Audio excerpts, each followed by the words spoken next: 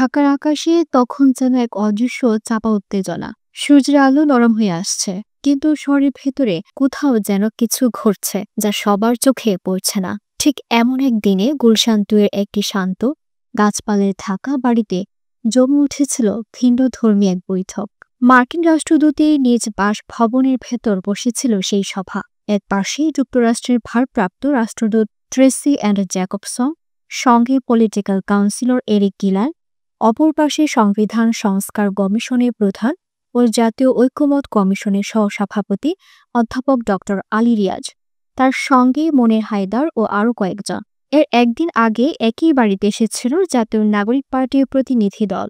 আহ্বায়ক নাহিদ ইসলাম, সদস্য সচিব আক্তার হোসেন ও তাদের সহকর্মীরা যুক্তরাষ্ট্রের কূটনীতিকদের সঙ্গে দেশের সামগ্রিক পরিস্থিতি ও আগামী নির্বাচনের দিক নির্দেশনা নিয়ে দীর্ঘ আলাপ করেছিলেন। এসব আলোচনার বাইরে রাজনৈতিক অঙ্গনে তখন আলোড়ন তুলেছিল আরেক তথ্য: দলগুলোর আয় ব্যয় হিসাব।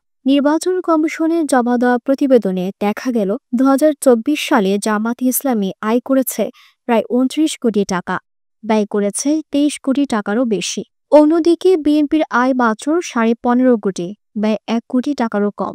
সংখ্যাগুলো যেন রাজনৈতিক বাস্তবতার নতুন এক ছবি এঁকে দিচ্ছিল, যেখানে জামায়াতের আর্থিক প্রবাহ দ্বিগুণ আর ব্যয় প্রায় 5 গুণ। এদিকে সীমান্ত পেরিয়ে অর্থনৈতিক আঘাত নিয়ে এলো ভারত।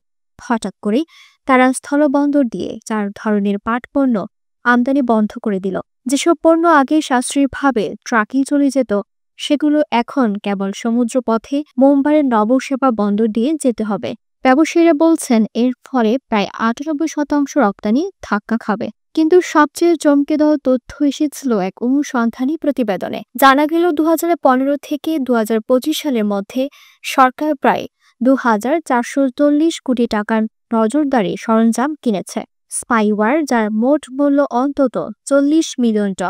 সরকারি কাগজে এর কারণ লেখা সন্ত্রাস দমন, কিন্তু প্রতিবেদন বলছে এগুলো ব্যবহার হয়েছে রাজনৈতিক বিরোধী, সাংবাদিক ও সাধারণ নাগরিকের উপর নজরদারিতে।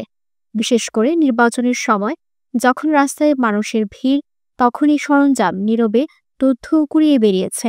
অর্থনৈতিক খবরের তালিকায় ছিল আরেকটি বড় ঘোষণা: যুক্তরাষ্ট্র থেকে প্রায় 935 কোটি টাকায় 2টি বাল্ক ক্যারিয়ার জাহাজ কিনছে বাংলাদেশ। সবশেষে আসলে ত্রয়োদশ জাতীয় সংসদ নির্বাচন নিয়ে এলো এক বিশাল হিসাব। সম্ভাব্য ভোট কেন্দ্রের সংখ্যা 4598টি, আর ভোট কক্ষ প্রায় 2.5 লাখেরও বেশি। এসব পরিচালনা করবেন প্রায় 9 লাখ কর্মকর্তা। ভোটার সংখ্যা হতে পারে 12 কোটিরও বেশি, যা বাংলাদেশের নির্বাচনী ইতিহাসে এক নতুন রেকর্ড গড়তে পারে।